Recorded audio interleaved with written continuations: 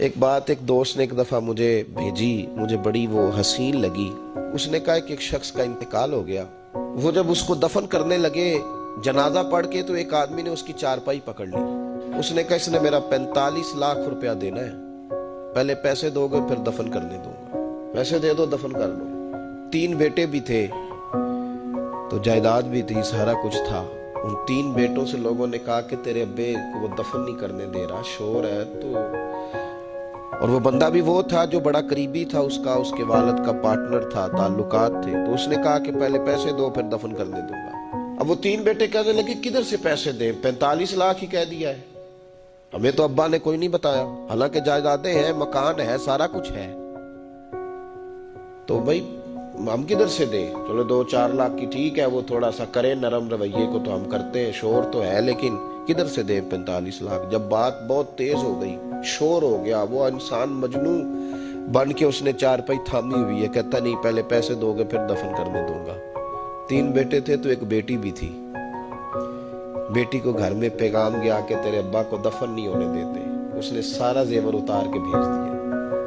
اس نے کہا اس چچا سے کہو میرے ابا کے اس دوست سے جس نے قرضہ لینا ہے کہ یہ رکھ لے اور میں تھوڑے تھوڑے کر کے پیسے لوٹا دیتی ہوں، پر میرے باپ کو مرنے کے بعد یوں رسوا نہ کرے، اس کو دفن تو ہونے دے، میں ایک پائی دے دوں گی، میرا وعدہ رہا۔ جب وہ بیٹی نے 8-10 لاکھ کا زیور بھیج دیا تو وہ قرضہ لینے والا شور کرنے لگا۔ اس نے کہا او مجھے پتا چل گیا، مجھے معاف کر دو سارے اور اسے دفنا دو۔ کہا کیا ہوا؟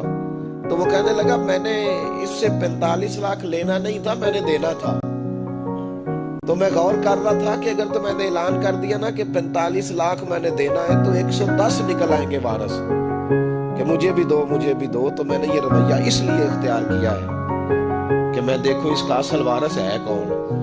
تو اصل وارث وہ بیٹی ہے جس نے اپنے کانوں سے بندے بھی اتار کے بھیج دیے، اور جس نے اپنے وہ شادی والے دن پہننے والے زیورات، پہلی رات کا وہ اس نے زیور بھی سارا اتار کے دے دیا۔ اس نے کہا کہ باپ کا کفن نہ میلا ہو جائے، تو اصل وارث بھی بچی ہے۔